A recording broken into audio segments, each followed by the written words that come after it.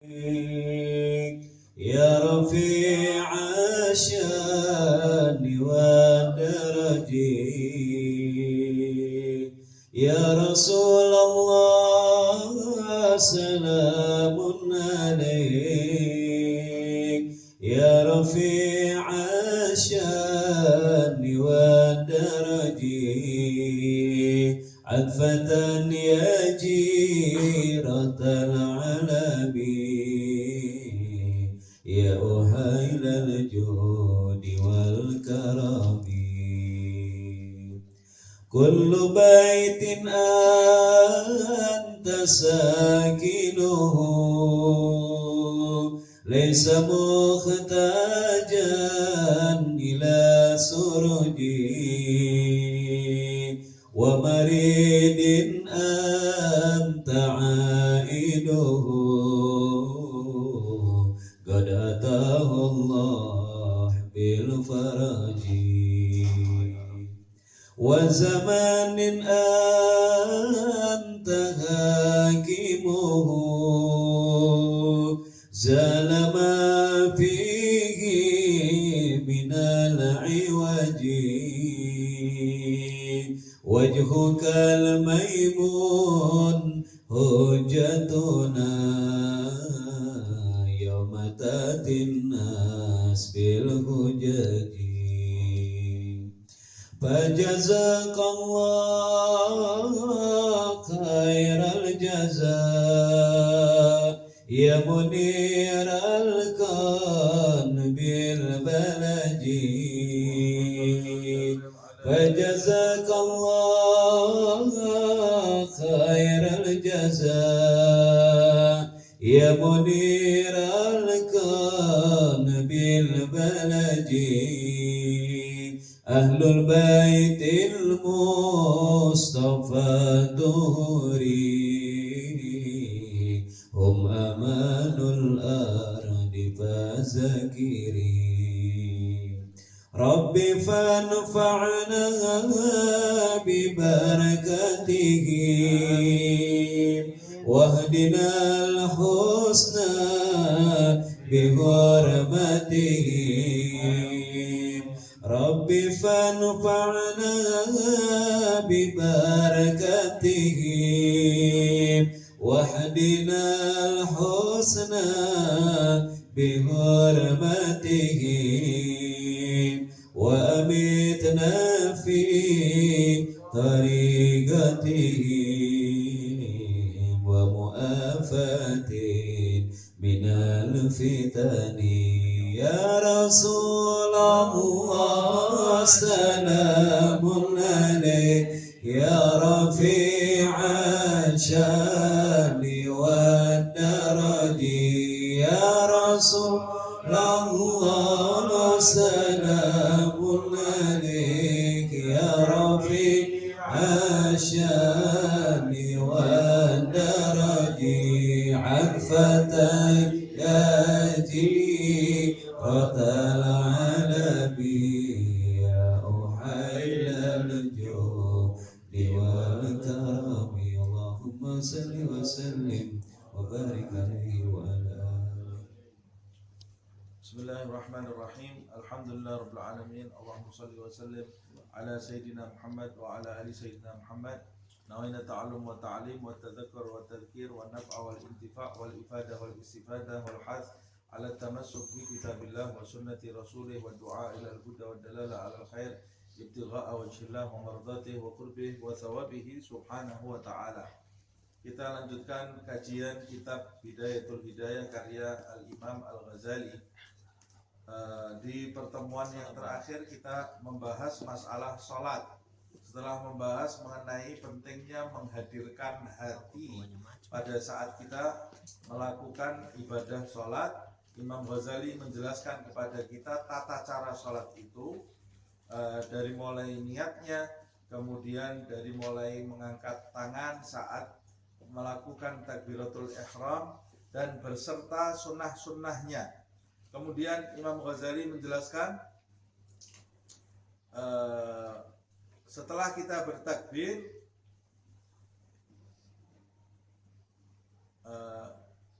fasta'nif raf'ahuma ila sadrika. Letakkan kedua tanganmu itu ke antara, maksudnya ila sadrika di sini di antara dada dan pusar gitu ya. Di antara dada dengan pusar. Wa akrimil yamina biwad'iha 'ala shimal. Dan muliakan tangan kananmu dengan meletakkannya di atas tangan kirimu. Wansur asabi'al yumna fi tuli dhira'ikal yusra. Ini sampai di sini kemarin ya. Dan bukalah, maksudnya genggam gitu ya. Bukalah jari-jarimu tangan kanan di tuli dhira'ika. Dhira' itu apa? Dhira' ini ya, di tanganmu lah. Di tangan kamu yang sebelah kiri. Wagbid biha ala ku'iha. Dan genggamlah ku' kamu. Ku' itu ini, tulang yang atas ini ku'. Kalau tulang yang bawah ini namanya kursu atau bu'. Kalau orang Hadramut bilangnya bu'. Ku' sama bu'. Kalau orang Hadramut bilang anak kecil itu yang tidak bisa membedakan antara ku' sama bu'. Ku' itu tulang yang di atas ini, tulang yang menonjol di atas ini ku'. Nah, letakkan tangan kamu di ku' seperti ini. Nah, seperti ini. Di pergelangan tangan. Jari-jari kamu diletakkan di ku'. Kemudian ada pendapat yang mengatakan diletakkan seperti ini. Ada juga pendapat yang mengatakan jari tengah dan jari telunjuknya seperti ini. Nah, dua-duanya betul. Dua-duanya betul. Bisa begini, nih, jari tengah, jari telunjuknya seperti ini, bisa seperti ini. Dua-duanya betul. Qul ba'da takbir, dan ucapkan setelah takbir itu Allahu akbar kabira walhamdulillahi katsira wa subhanallahi bukratan wa asila. Ini doa iftitah yang kita ketahui. Summa qra, lalu bacalah wajjahtu wajhiya lilladzi fataras samawati wal ard hanifan musliman wa ma ana minal musyrikin. Inna salati wa nusuki wa mahyaya wa mamati lillahi rabbil alamin la syarika lahu wa bidzalika umirtu wa ana minal muslimin. Ini tidak usah saya terjemahkan ini ya. Ini nanti kalau mau tahu terjemahannya buka buku tuntunan sholat, lihat terjemahannya. Nah, ini doa iftitah ini sangat utama sekali, jangan sampai kita meninggalkannya. Dulu saya waktu masih kecil diajarkannya membacanya inni wajjahtu wajhiya. Nah, itu justru riwayat yang lemah. Jadi riwayat yang kuat itu justru tidak menggunakan ini. Jadi langsung wajjahtu wajhiya lilladzi fataras samawati wal ard. Kemudian doa iftitah itu tidak boleh disela dengan bacaan apapun. Doa iftitah itu harus setelah takbir Allahu Akbar langsung baca doa iftitah Allahu Akbar kabira seperti yang diajarkan oleh Imam Ghazali ini. Kalau kita sela dengan bacaan lain maka gugur waktu pembacaan doa iftitah tadi. Umpamanya kita setelah takbir Allahu Akbar lalu kita ucapkan a'udzubillahi minasyaitonirrajim bismillahirrahmanirrahim, terlanjur baca surat Al-Fatihah, kita sudah kehilangan kesempatan membaca doa iftitah. Jadi doa iftitah itu tidak boleh disela dengan bacaan apapun, harus dibaca langsung kecuali kita sela dengan amin. Dengan amin. Kalau umpamanya kita masuk ke sholat masbuk umpamanya, imam mengucapkan waladhdallin, kita ucapkan amin, kita baru masuk ke sholat Allahu Akbar amin, kemudian kita baca doa iftitah, bisa enggak? Bisa membaca doa iftitah. Tapi kalau selain itu kita tidak boleh menyela bacaan doa iftitah tadi dengan yang lain. Ini menurut fuqaha seperti itu. Lalu summa qul setelah kamu membaca doa iftitah ini, ucapkan a'udzubillahi minasyaitonirrajim di dalam sir, mengucapkannya.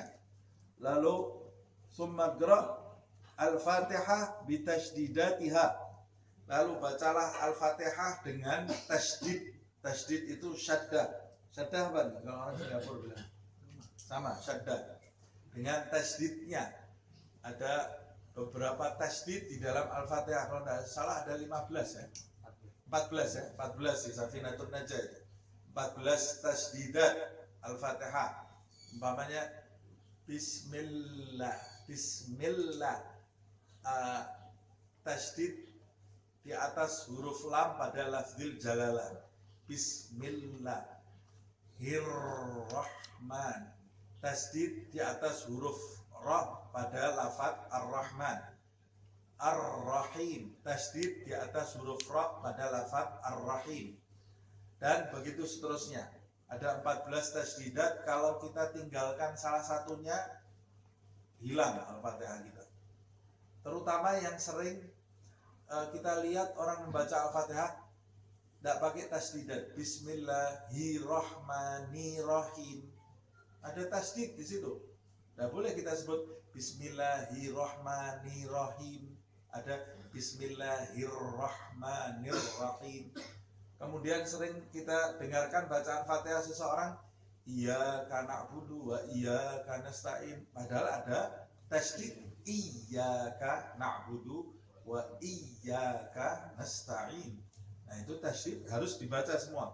Mura'ah tasdidat Al-Fatihah. Makanya Imam Ghazali ini menekankan di sini, summa iqra'il Fatihata bitasdidatiha, dengan tasydidnya. Wajtahid fil farqi bainad dhad wadh-dha. Dan usahakan kamu itu bisa membedakan mengucapkan huruf dhad dan huruf dha di dalam surat Al-Fatihah. Kenapa yang disebut huruf dhad dan huruf dha?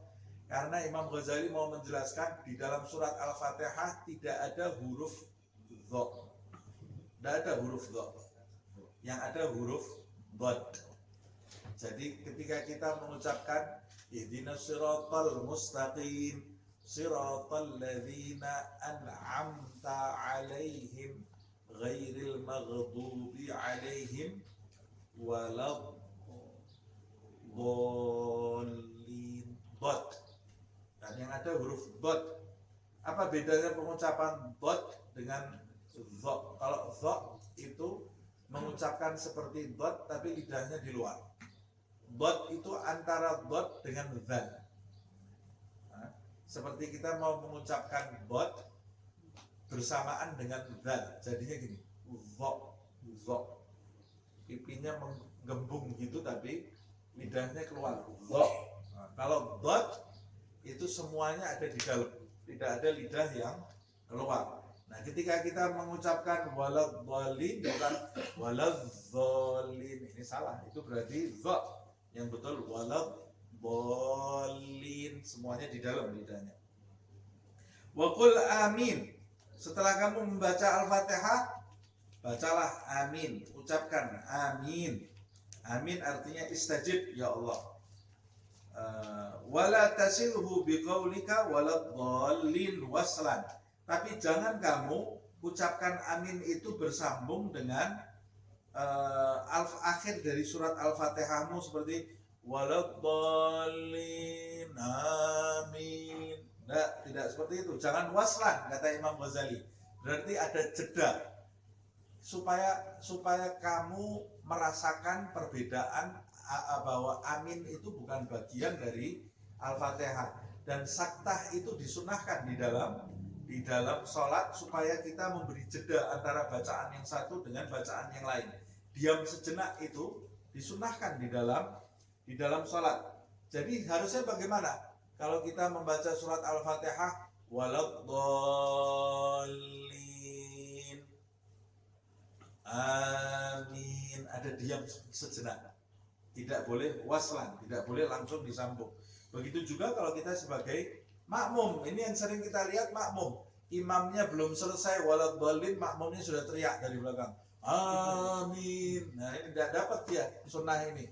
Nah sunnahnya bagaimana? Sunnahnya biar selesai dulu Fatihah imam itu, waladhdallin, diam sebentar, amin. Dan disunnahkan yang mustajab itu jika aminnya makmum bersamaan dengan aminnya imam, itu yang mustajab. Jadi makmum ini jangan mendahului aminnya imam, biar bersama-sama dengan aminnya imam. Kita mau mendahului aminnya imam, tergesa-gesa mau lari kemana kita? Tidak bisa kemana-mana kecuali imamnya selesai sholat baru kita juga bisa selesai sholat. Ada orang jadi makmum tergesa-gesa, imam belum rukuk dia sudah rukuk, imam belum berdiri dari sujud dia sudah berdiri dari sujud, dia sholatnya tergesa-gesa. Kamu mau lari kemana? Kamu tidak bisa lari kemana-mana dari imam. Jadi ikuti saja sholat imam itu daripada kamu mendahului imam berkali-kali, nanti justru bisa membatalkan sholat kamu. Wajhar bil qiraati fi subhi wal maghribi wal isya ani fi rak'atain al aulayain illa an takuna ma'muman. Nah, keraskan suaramu di sholat subuh, di sholat maghrib, dan di sholat isya, bacaan fatihahmu dan surat, yaitu maksudnya di 2 rakaat pertama. Di 2 rakaat pertama ini kita sudah tahu semua lah. Illa antakuna makmuman, kecuali kalau kamu sebagai makmum, jangan ikut mengeraskan suara kamu. Membaca saja tidak boleh. Waktu imam membaca surat, kita disunahkan mendengarkan. Begitu imam selesai waladhdallin amin, kita membaca Fatihah. Imam membaca surat, kita mendengarkan.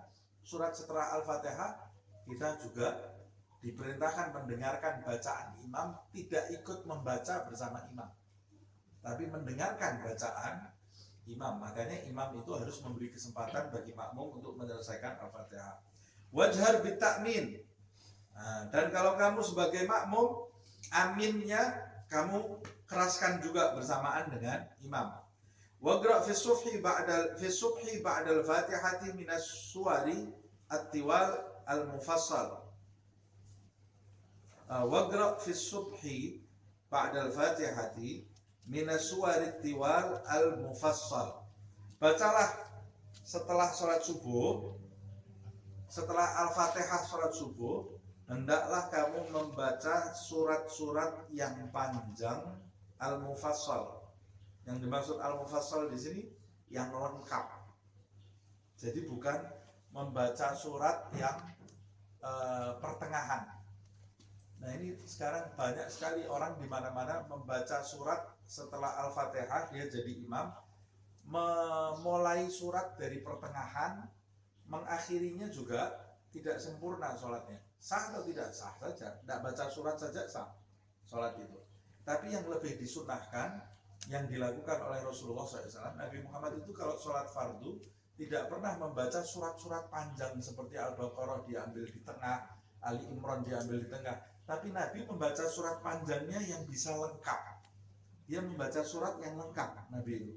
Jadi kalau kita mau membaca surat panjang di sholat subuh, baca saja Amma yatasaalun, lengkap rakaat pertama. Rakaat kedua An-Nazi'at, yang lengkap bacanya.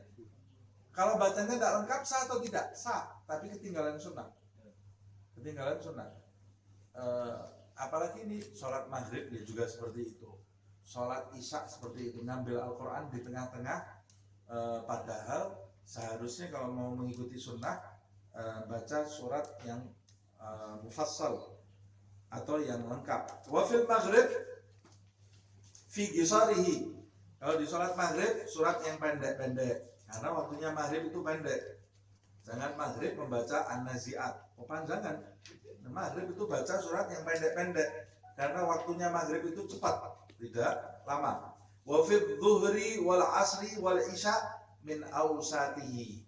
Sedangkan di sholat duhur, sholat isya, sholat asar itu surat yang pertengahan. Contohnya nahwu was-sama'i dzatil buruj, wasyamsi wadduhaha. Nah itu surat yang pertengahan, tidak pendek, tidak panjang. wadduha, surat yang tidak pendek, tidak panjang.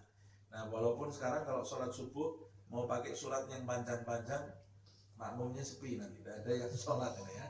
Nah, kalau di Hadramut sana, sholat subuh itu rakaat pertama amma yatasaalun, rakaat kedua an-nazi'at, pilih yang panjang-panjang. Kalau di sini suratnya pilih yang panjang-panjang, sujud tidak ada yang bangun, makmumnya tidur semua. Ya Allah, sholat subuh saja di masjid sudah bagus ini makmumnya. Jadi mura'atan, menjaga kondisi manusia di zaman sekarang ini, ya sudah ada apa-apa, subuhnya pakai wadduha juga tidak ada masalah. Yang penting kan sholatnya berjamaah di masjid. Tapi kalau mau sempurna ya ikuti yang seperti ini. Wa fi subhi fi safari, sedangkan sholat subuh kalau di waktu perjalanan, wa ma gharabaha dari ini dan yang semisal wasama idatul buruj. Kalau kamu melakukan sholat subuhnya di perjalanan, perhatikan ini yang diambil contoh, ini sholat subuh. Kenapa? Sebab sholat subuh itu yang suratnya disunahkan panjang-panjang. Setelah Fatihah di sholat subuh itu suratnya yang panjang disunahkan. Tapi kalau kamu di perjalanan, walaupun sholat subuh, setelah Fatihahnya kamu bacanya qul ya ayyuhal kafirun, rakaat keduanya qul huwallahu ahad.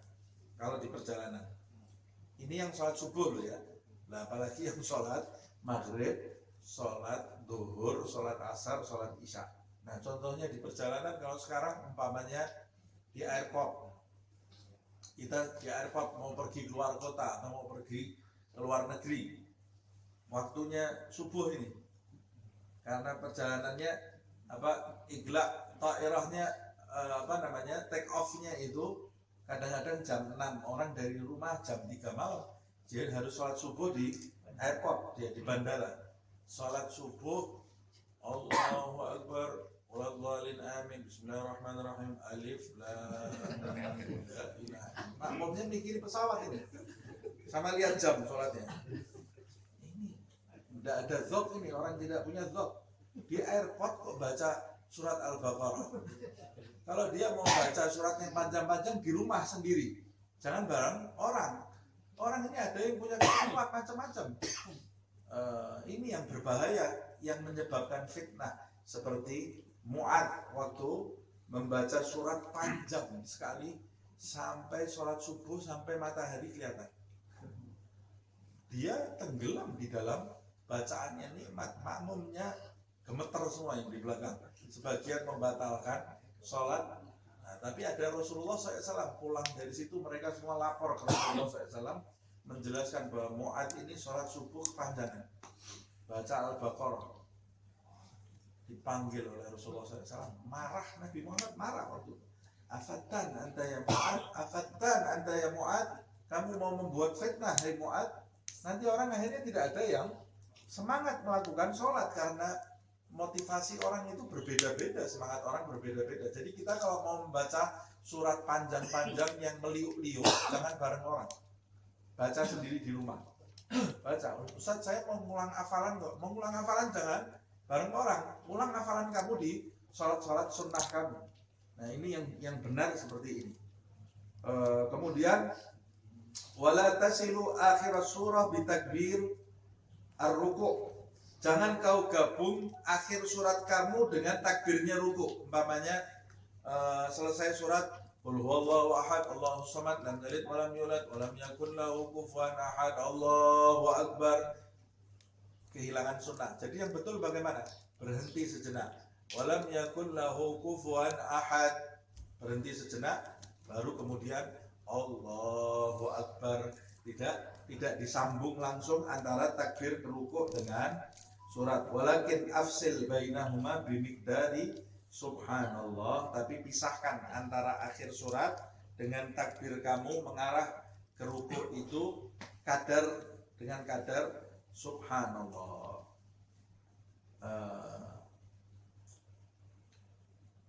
Lanjut sampai di sini ya. Nah, ini sampai di sini. Insyaallah kita bertemu lagi di kesempatan yang akan datang dalam keadaan yang lebih baik insyaallah. Lahir batin dunia akhirat. Amin ya rabbal alamin wal afwa.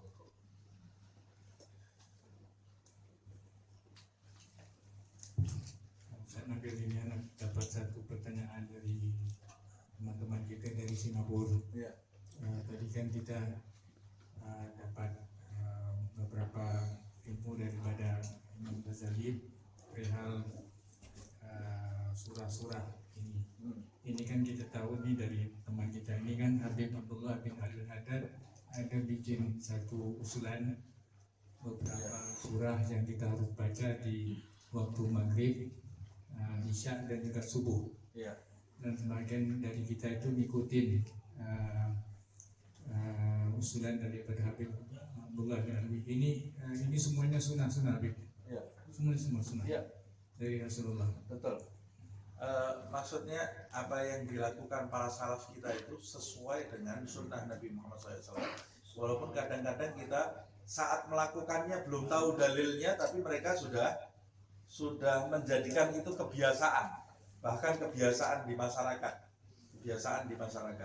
Padahal kalau dicari semua yang mereka lakukan itu ada dalilnya. Ahlan wa sahlan.